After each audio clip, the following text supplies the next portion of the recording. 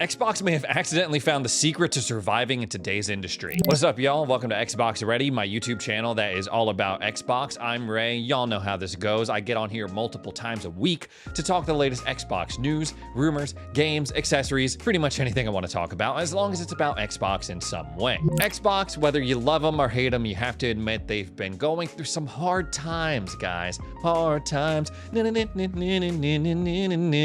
by extension, Xbox fans, damn, we've been put through the ringer, especially these past few months. My precious Game Pass Ultimate. Xbox just cannot catch a break, especially in the month of November. Now, yeah, Ray, we're at the end of December. Why the hell are we bringing it all the way back to November already? Well, it's because Xbox had its poorest performance in terms of hardware sales in November 2025. According to Matt Piscatella, he strikes again, the senior whatever at Circana. Xbox Series console dollar sales were down a whopping 70% compared to where they were at last year. That's a steep drop off and the third straight year that they've seen a decline in hardware sales. They haven't posted a positive growth in that area since 2022. It was like after the console shortage was up, everyone was like, yeah, okay, now that we could finally buy Xbox consoles, we're gonna go elsewhere. There are a couple of obvious factors working against Xbox to contribute to this. They got walloped on Black Friday, and well, that makes total sense, obviously, because,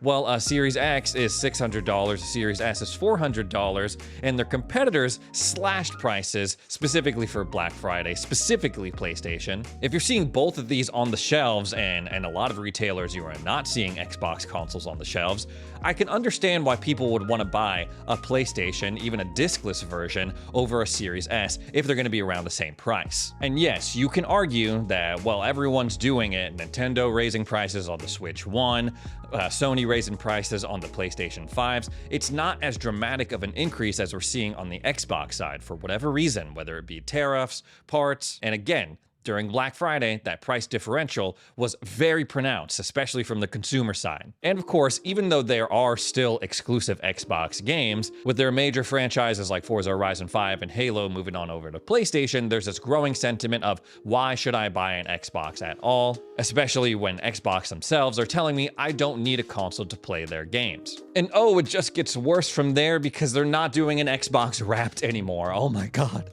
the Xbox Wrapped. What am I gonna do? This is one thing I never really understood, and it's not just with Xbox. I don't understand any wraps. So like, we hate people tracking our data and spying on us, and any other time with any other company. But when Spotify wants to tell everyone how many times they listen to K-pop Demon Hunters over the course of the year, everyone's like, hell yeah, give me that. So the word on the street is that they're skipping their own end-of-year recap in favor of saving up their marketing budget for 2026 when they got a lot of exciting projects coming out. There is something to be said about, okay, Microsoft, I know you got the money. Why don't you send a little bit of that Xbox's way so you can do a little Spotify style recap to end 2025? But like I mentioned earlier, I'm not hurting for it. I completely forgot this was a thing. There's so many other things going on in the world of gaming, in my life, and if I hadn't opened up Twitter and saw people complaining and bitching and moaning about it, I would have forgotten this was a thing entirely. I can live without Xbox reminding me how much time that I spent this year playing Xbox. And if you really still want it, you can go on over to True Achievements websites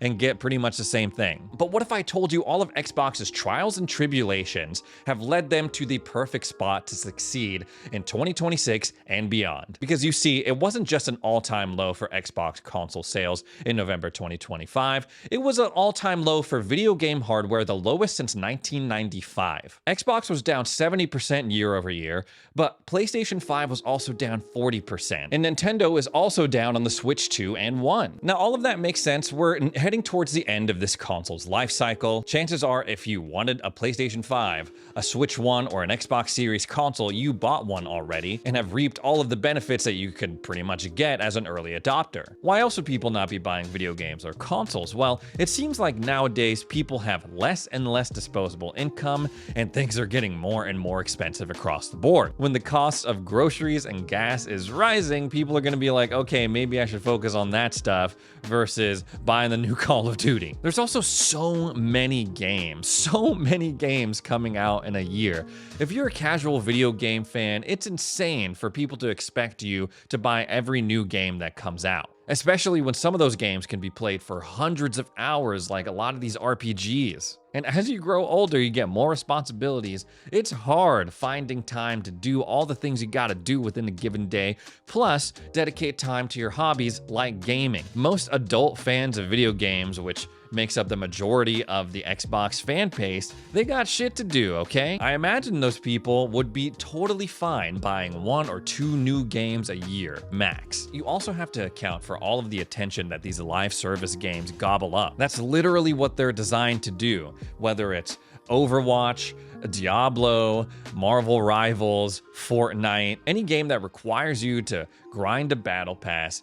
People aren't jumping around those games. They're usually dedicating themselves to just one because it takes time to unlock everything. And at a certain point, it just becomes a comfort thing, a familiarity thing. Like you come home from work or school, you hop on a game that's just automatic for you and you zone out. But something else that we're forgetting in this situation, because everyone loves dunking on Xbox and saying, haha, Xbox console sales down, Xbox bad, is that Xbox, through all of this, is kind of uniquely situated to adopt to these changing trends in the industry. And yes, the times are a-changing. Did you know that PC gaming is the fastest growing gaming platform in the industry right now? And it almost ties the overall revenue generated by the console platforms. And again, that's all consoles combined from every platform. If Xbox's market share, their market power in the console space is going to be shrinking, might as well invest a ton of money into PC gaming, which is what they've been doing over the past couple of years, and also cloud gaming, which despite all odds seems to be growing year over year, getting more monthly active users and time played. And the other thing that we're not considering here is,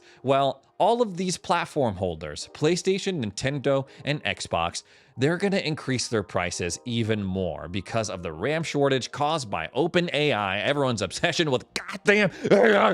Now, this is something that we've talked about a lot on the channel before. I mention it pretty much every video now. But this RAM shortage is what many are believing is going to cause the third price increase to Xbox consoles. But it's not just Xboxes, it's other platform holders like PlayStation, like Nintendo. It's going to raise the cost of laptops, of smartphones, you name it, any consumer electronic. Now, some people are holding out hope like, oh, okay, you know, these big memory manufacturers, they can just up their production to meet demand, right?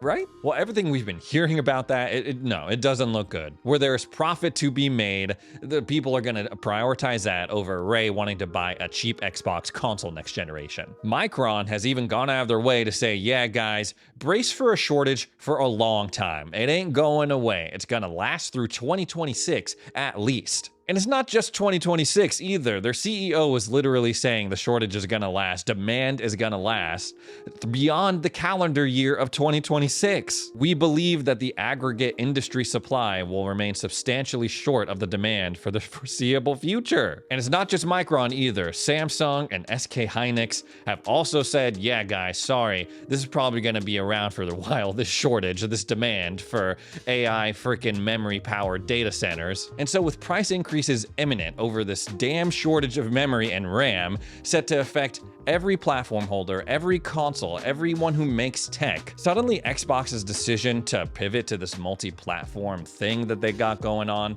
seems a lot smarter, honestly. Now, of course, everyone at the beginning of this generation, including me, I will admit, was gunning for Xbox to make as many exclusive games as they possibly could. The expectation after they bought Bethesda and all of these other studios was that all of their games are going to be exclusive to Xbox, and people, in order to play those games, would buy an Xbox console. Hell, even when they announced that they were buying Activision Blizzard, everyone was suddenly talking about this possibility of Xbox making Call of Duty exclusive to the Xbox platform. And they tried it, like they made a big deal about Starfield being exclusive, but it didn't last. And now with Halo, Gears Reloaded, Forza Horizon 5 coming on over to PlayStation 6, it seems like they've given up on exclusivity entirely. Everyone was up in arms about it. People who are longtime Xbox fans made it a big deal on Twitter and were like throwing away their Xboxes and stuff.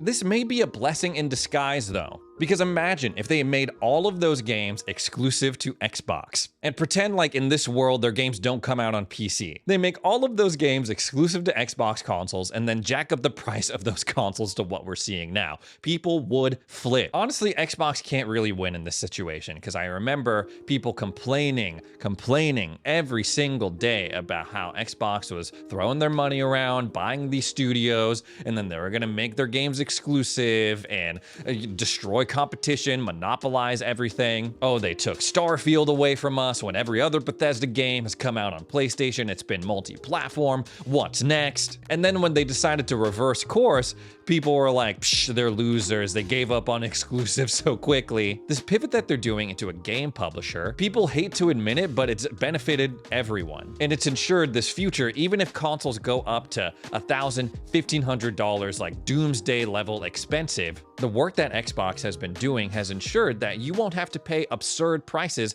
in order to play their games. If you don't want to buy a super expensive Series X, go ahead and play Forza Horizon 6 on that PlayStation you got for Black Friday, or that PC that you just built, or download the app on your Samsung TV, stream your games there. It may have been a weird, windy road to get to this situation, and of course this is not where we thought Xbox would end up, but given all of the challenges that video game consoles, video game tech is going to face in 2026 and beyond, I believe that Xbox may have accidentally set themselves up for success here. Xbox has been porting their games over to PC for a while now, and same day they release on Xbox, they release on PC. They're in a way better position to take advantage of this growth in PC gaming that we're seeing than PlayStation and Nintendo. Of course, they have to compete with Valve in this space. And let's be real, Valve and Steam are putting up very stiff and fierce competition. Steam are the incumbents. They are the king of the castle right now in PC gaming. That's how people track this data in the first place, by seeing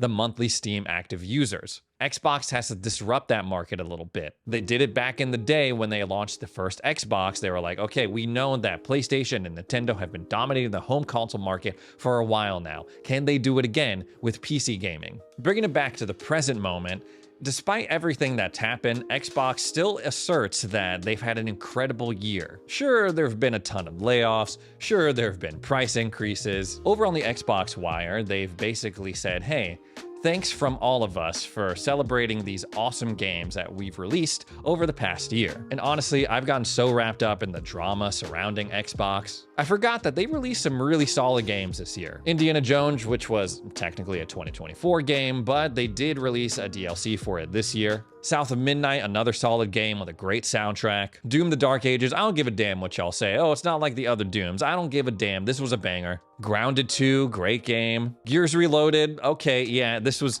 fine. This was fine.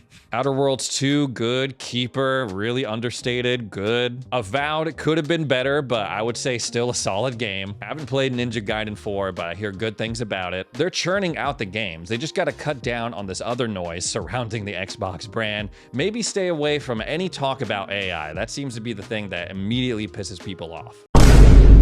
Hopefully they can minimize that noise, especially in 2026, where we're supposed to be getting Fable and all of these other iconic Xbox games. Speaking of iconic Xbox games, do not lose yours. Apparently you're in real danger of losing your games if you get your account banned. I saw this one guy post on Twitter saying that he's had his Microsoft account since the Xbox 360. He spent thousands on games, and then he got hacked and his account got banned, and now he's lost all of his games, 15 years worth of games. He even got a reply from Xbox support saying, sorry, we recommend that you create a new account. And of course, this is just one instance that we know about because it happened to gain traction on Twitter. Jess Corden reposted it and says, I'm looking into this, but apparently this is a thing that could totally happen to anyone. I feel for this guy. 15 years of games, that's crazy. When you spend that amount of time nurturing anything, even if it's something as seemingly trivial as a video game library, that's personal to you. I've had my gamer tag for about the same time at this point, and if I lost it at this point, it's like my identity now. Like, y'all know me